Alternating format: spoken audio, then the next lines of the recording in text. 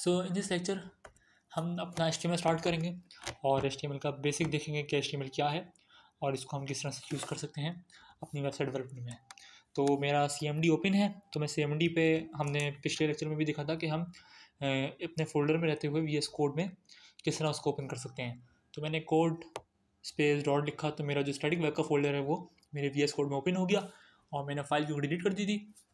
तो मैं वापस फाइल बना लेता हूँ और यहाँ पर मैंने फाइल बनाते हुए .html यूज़ करा था। तो इसका मतलब है कि हम HTML की जो कोडिंग है वो इसमें करेंगे।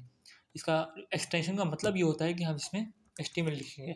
अगर मैं CSS कर दूँ तो इसका हम CSS इसमें लिखेंगे। यदि मैं इसमें C# लिख दूँ तो इसका हम CS लिख दूँ तो इसका हम इसमें C# करेंगे। और अगर मैं इसमें JS लिख दूँ इसका हम इसमें जावास्क्रिप्ट करेंगे। और अगर मैं JSX लिख दूँ तो इसका हम इसमें रिएक्ट करेंगे। ठीक है, तो ये एक्सटेंशंस होती हैं। इसी तरह पाइथन के लिए py होती है। एक्सटेंशंस होती हैं जिससे हम अपने फाइल को, अपने IDE को बताते हैं कि हम इस फाइल में किस से रिलेटेड कोडिंग करने जा रहे हैं।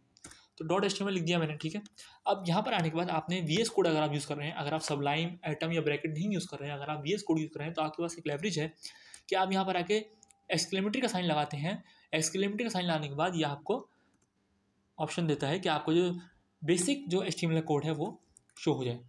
आप इस पर एंटर कर दें तो आपको जो बेसिक HTML कोड है जो आपको बार बार लिखना नहीं पड़ता, सिर्फ आपने एक्सक्लेमेटरी का साइन लगाते हैं और ये जो बेसिक कोड है वो जनरेट कर देता है। पहले जो इसमें टैग है, अच्छा ये टैग्स होते हैं, जैसे ये बॉडी टैग है, इसको टैग कहते हैं। तो ये टैग है, ये ओपनिंग टैग है इसका और ये क्लोजिंग टैग है। क्लोजिंग टैग जो है // के साथ होता है और ओपनिंग टैग बगैर / के होता है। तो पहले जो टैग है वो है doctype.html, जो ये वाजे कर रहा है कि हमारा जो डॉक्यूमेंट की टाइप है वो HTML है। फिर HTML लिखते हुए सबसे पहला जो पहला जो टैग होता है हमारा HTML का होता है और इस HTML के टैग के अंदर हमारी पूरी वेबसाइट कवर होती है।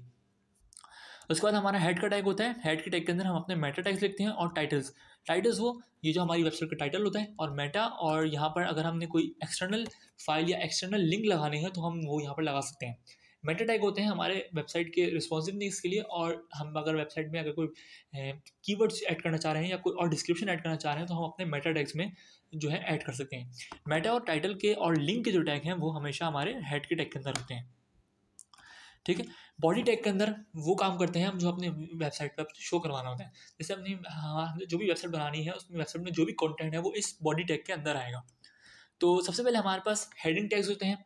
तो हेडिंग टैग हम देख लेते हैं, हमारे पास पैराग्राफ के टैग होते हैं और डिफरेंट टाइप ऑफ टैग्स होते हैं, वो हम आहिस्ता आहिस्ता कवर करते जाएंगे। तो सबसे पहले देखते हैं हमारे पास हेडिंग टैग्स कौन से होते हैं। हेडिंग टैग्स लगाने से पहले मैं यहाँ पर एक कमेंट लिख देता हूँ।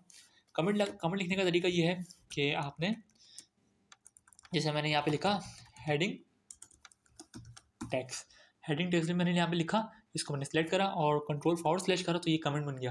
कमेंट जो है वो कंपाइल नहीं होता, ये सिर्फ हमारी ईज़ के लिए होता है कि हम दूसरे डेवलपर को समझा सकें कि हमने काम क्या करा है। जिस तरह मैं ये लिखकर समझा रहा हूँ कि मैं अब इसके नीचे हेडिंग टैग्स लिखने वाला हूँ अपने। तो हेडिंग टैग हमारे कौन से होते हैं, H1 से लेकर हमारे हेडिंग टैग होते हैं H2, इसी तरह H3, H4, H5, H6, ये हमारे हेडिंग टैग्स होते हैं। सबसे पहले हम सब में आते हैं और सब में एक साथ टाइप कर लेते हैं। एक साथ टाइप करने के लिए हम क्या करते हैं, ऑल्ट पकड़ते हैं और ऑल्ट करने के बाद इन सब टैग के बीच में क्लिक करते रहते हैं तो ये सबको सिलेक्ट कर लेगा। अब हम सब में एक साथ टाइप कर सकते हैं। तो मैंने लिख दिया हेलो वर्ल्ड सब में सेम टेक्स्ट। ठीक है, आपने ऑल्ट का बटन प्रेस करना है और सब में एक साथ आप इस तरह से टाइप कर सकते हैं। मैंने यहाँ पर लिख दिया। अब हमने इस कोड को अपने ब्राउज़र पे ओपन करना है। तो ब्राउज़र पे ओपन करने के लिए हम एक एक्सटेंशन यूज़ करते हैं विजुअल स्टूडियो कोड के साथ। एक्सटेंशन इंस्टॉल करने के लिए आपको यहाँ पर आना पड़ेगा और यहाँ पर आने के बाद एक्सटेंशन में जाएंगे और यहाँ पर आप लिखना है आपने लाइव सर्वर।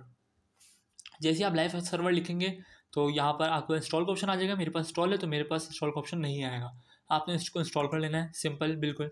और यहाँ पर आगे आपने इसको राइट क्लिक करना है। राइट क्लिक करने के बाद ओपन विद लाइव सर्वर कर लेना है इसको। तो हमारा जो कोड है वो अब ब्राउज़र में ओपन हो जाएगा। तो ये देखिए हमारी जो हेडिंग्स हैं वो यहाँ पर शो हो चुकी हैं। H1 अगर आप देखें तो सबसे बड़ी हेडिंग है हमारी और H6 जो है हमारी सबसे छोटी हेडिंग है। अच्छा, टाइटल की हमने देखा ना, टाइटल भी एक चीज़ है। वो टाइटल कहाँ यूज़ हो रहा है, तो मैं इसको टाइटल ही लिख देता हूँ। मैंने इसको चेंज कर लिया। अब हम चलते हैं अपने ब्राउज़र पे। तो अगर आप यहाँ पर देखें तो ये टाइटल लिखा हुआ है। तो ये जो हमारा टाइटल है वो यहाँ पर शो होता है। टाइटल और ये जो बॉडी टैग के अंदर जो भी काम होता है वो हमारा इस हमारी जो विंडो है उसमें शो हो जाता है। इसी तरह हेडिंग के बाद हमारे पास आता है पैराग्राफ टैग। तो पैराग्राफ भी यहाँ लिख देता हूँ मैं टैग। पैराग्राफ टैग हमारा होता है पी से। पी अच्छा, टैग लिखने का एक आसान तरीका ये है कि जैसे मैं पैराग्राफ टैग लिख रहा हूँ तो मैंने पी लिखा और इसको एंटर मैंने कर दिया तो ये समझ जाएगा मैं पी का टैग लिखना चाह रहा हूँ, तो ये इसका ओपनिंग ब्रैकेट और क्लोजिंग ब्रैकेट खुद ही लिख देगा। मुझे इसको पूरा टैग बार बार लिखने की ज़रूरत नहीं है, या अगर मैं सिर्फ ओपनिंग टैग लिखूँ तो ये क्लोजिंग टैग को खुद जनरेट कर देगा। अच्छा, हमने टैग ओपनिंग अपना पी का टैग लिखा। अब इसके अंदर मुझे कोई सैम्पल टेक्स्ट लिखना है तो विजुअल स्टूडियो कोड में हमारे पास एक एडवांटेज होता है सैम्पल टेक्स्ट लिखने का। तो हमने लॉरेम लिखा, इसके बाद हमने जितने भी वर्ड्स लिखने हैं मैंने उन वर्ड्स की गिनती लिख दी 10। तो इसने 10 वर्ड्स का एक सैम्पल टेक्स्ट यहाँ पर मुझे दे दिया। हमारे ब्राउज़र पर जो ये ओपन हो गया होगा लाजमी, मतलब शो हो गया होगा। अच्छा, आपने एक चीज़ नोट करी हो कि मैं कोड लिखने के बाद सेव नहीं करा, तो उसकी वजह ये है कि मैंने यहाँ फाइल पे जाके ऑटो सेव करा हुआ है। तो आप इसको ऑटो सेव करके इसको ऑटो सेव कर देगा और जब लाइव सर्वर ओपन होगा तो आपको कभी भी अपने ब्राउज़र को रिफ्रेश नहीं करना पड़ेगा। जो भी कोड होगा वो खुद ही यहाँ पर शो हो जाएगा, विदाउट आपको ना रिफ्रेश करना है ना सेव करना है। अगर आपने यहाँ से ऑटो सेव करा हुआ है और लाइव सर्वर अपना ओपन करा हुआ है जो कि हमने अभी ओपन करा, तो उसके बाद आपको रिफ्रेश भी करना नहीं पड़ेगा और सेव भी करना नहीं पड़ेगा अपना कोड बार बार। तो ये काफ़ी अच्छी चीज़ होती है और इससे आपका जो काफ़ी टाइम है वो बचता है और कोडिंग जो है वो प्रोडक्टिव तरीके से आप कर सकते हैं। सो ये हमने देखा अपने बेसिक दो टैग और देखा कि HTML किस तरह से हम रन कर सकते हैं अपने VS कोड में। 2-3 चीज़ें देखी हमने, एक्सटेंशन देखा इंस्टॉल करने का तरीका, ऑटो सेव कर लिया हमने, और ये देख लिया कि ये जो टैग्स होते हैं ये क्या वर्क करते हैं।